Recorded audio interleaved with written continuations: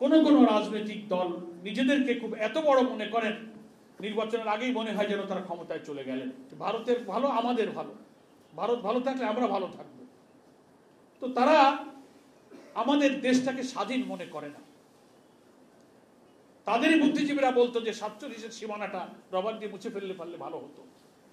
ফলে এরা আমাদেরকে একটা অঙ্গরাজ্যের মতো মনে করে। আধিপত্যবাদ বিরোধী সংগ্রামী নেতা শফিউল আলম প্রধান মরহুম এই জন্যই কিন্তু আজীবন আধিপত্যবাদের বিরুদ্ধে উচ্চ কণ্ঠ ছিলেন বাংলাদেশে। কখনো তিনি দিল্লির দাসত্ব, দিল্লির প্রভুত্বকে কোনোদিন বাংলাদেশে গ্রহণ করেননি। তার বিরুদ্ধে আজীবন তিনি উচ্চ কণ্ঠ ছিলেন, প্রতিবাদী ছিলেন। সেই সংগঠন হচ্ছে জাগপা। আমি ধন্যবাদ জানাই যে আজকের দিনে তারা এই মূল্যবান আলোচনা সভায় জাতীয় নেতৃবৃন্দকে আমন্ত্রণ জানিয়েছেন। আমিও এখানে এসে দুটো কথা বলার সুযোগ পেলাম। ফলে আমরা মনে করি আগামী ডিসেম্বরে অর্থাৎ নির্বাচনী যে তফসিল ঘোষণা হওয়ার সম্ভাবনা, 26 সালের ফেব্রুয়ারির সম্ভব নির্বাচনের যে টাইমলাইন ঘোষণা করা হয়েছে, বাংলাদেশের গণতন্ত্রের যে অভিযাত্রা, গণ আকাঙ্ক্ষার প্রতিফলনের মধ্য দিয়ে আমাদের এই হাজার হাজার কোটি কোটি মানুষের আত্মদানের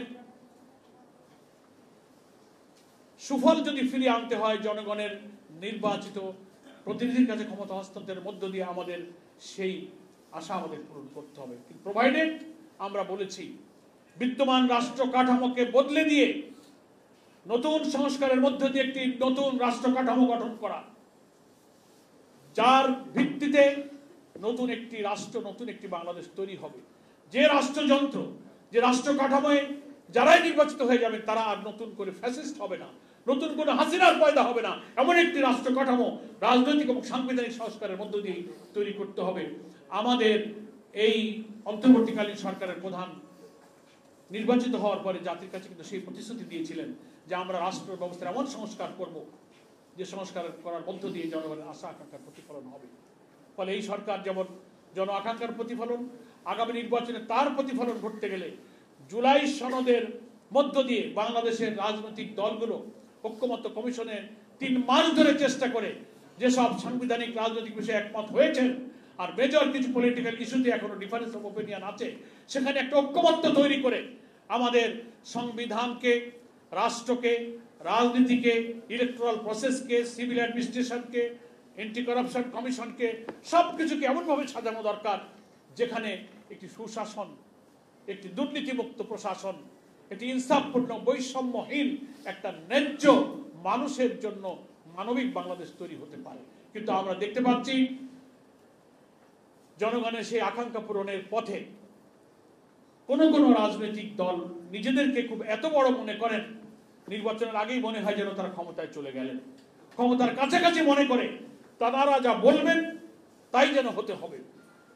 বাংলাদেশে প্রায় 31টি দল এই সংস্কারের কার্যক্রমে ঐক্যমত্য কমিশনে সহযোগিতা করছেন।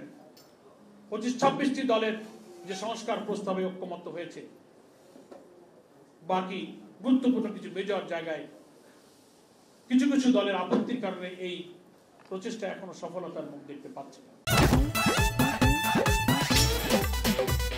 এতদিন শুনছি চান্দে অমাবস্যা লাগে, আজকে দেখলাম সূর্যে অমাবস্যা লাগে।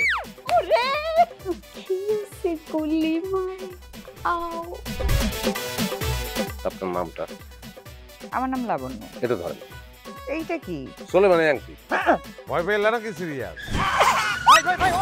আমগো চোখে তো এখন কাঠের চশমা। দুটা খেজুর কাটা নিয়ে চক্ষু দুইটা উঠানো হইলে আমারে দান করে দিন। কারো পৌষ মাস আর কারো সর্বনাশ। নাই রে নাই, আমার বাপে নাই। এই হারামজাদা, হাতে কি গ্রামের মাসে তোর আটকা জলিল কর। আমার ঘরে 3-3টা বউ এতিম হয়ে যেতাম। বস্তালা আবার ঢুকা। এই